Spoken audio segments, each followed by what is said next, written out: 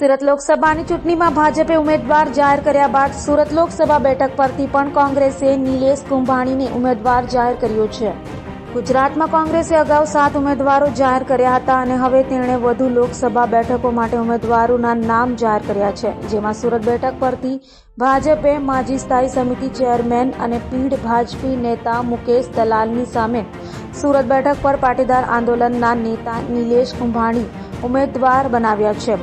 મૂળ રાજુલાના નિલેશ કુંભાણી 2 વાર સુરત મહાનગરપાલિકા અને 1 વાર વિધાનસભાની ચૂંટણી લડી ચૂક્યા છે, તો કોંગ્રેસ પાટીદાર નેતાને ટિકિટ આપતા મુકેશ દલાલ અને નિલેશ કુંભાણી વચ્ચે જંગ જામશે. વિશ્વાસ વ્યક્ત કરીને ટિકિટ આપી છે, શું કહેશો?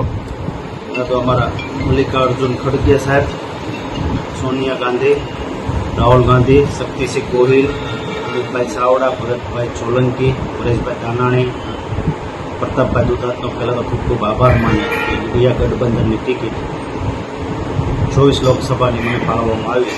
આ વખતે શક્તિસિંહ ગોહિલ સાહેબે મને કીધું કે તમે આશીર્વાદ રૂપથી આ ટિકિટ તમને આપવામાં આવે છે. ઇન્ડિયા ગઠબંધનને ટિકિટ આપવાથી ગોપાલભાઈ ઇટાલીએ પણ મને કીધું મારી શુભકામના તમારી સાથે છે, અમે અમારી પાર્ટી તમને પૂરો સાથ સહકાર આપવા માટે તૈયાર છે. એ રીતે ગોપાલભાઈ પણ આશીર્વાદ આપ્યા છે. આ વખતે ઇન્ડિયા ગઠબંધન હિસાબે આમ આદમી અને કોંગ્રેસ પાર્ટી થઈ 24 લોકસભા 1.5 લાખની લીડથી પણ જીતી બતાવી. કયા મુદ્દાઓ હશે આ વખતે? આ વિસ્તારમાં ઘણા મુદ્દાઓ છે. બેરોજગારી છે, મોંઘવારી છે, રત્ન કલાકારોના મુદ્દા છે, ખેડૂતોના મુદ્દા છે. રત્ન કલાકારોને અત્યારે હીરાના કારખાના બંધ છે, બેરોજગારી ભથ્થું મળવું જોઈએ, રત્ન કલાકારોના છોકરાઓને સ્કૂલની ફી ભરાવવી જોઈએ, સરકાર તરફથી શિક્ષણ મફત મળવું જોઈએ, આરોગ્ય મફત મળવું જોઈએ, રત્ન કલાકારોને બેરોજગારી ભથ્થું મળવું જોઈએ, નાના કારખાના હોય એને સાથ સહકાર આપવો જોઈએ સરકારે.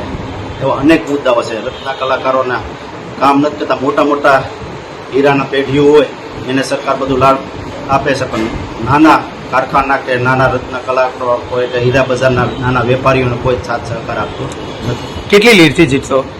100% 1.5 લાખની લીડથી જીત.